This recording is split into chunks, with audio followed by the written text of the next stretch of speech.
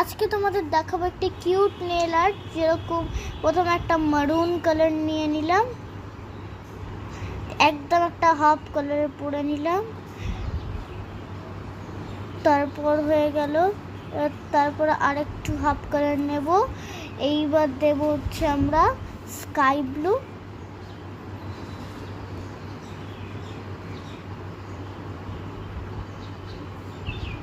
Sky ব্লুর পর দেব আমরা হচ্ছে লাস্ট আমাদের, এইবার দেব হচ্ছে আমরা ডি ব্লু।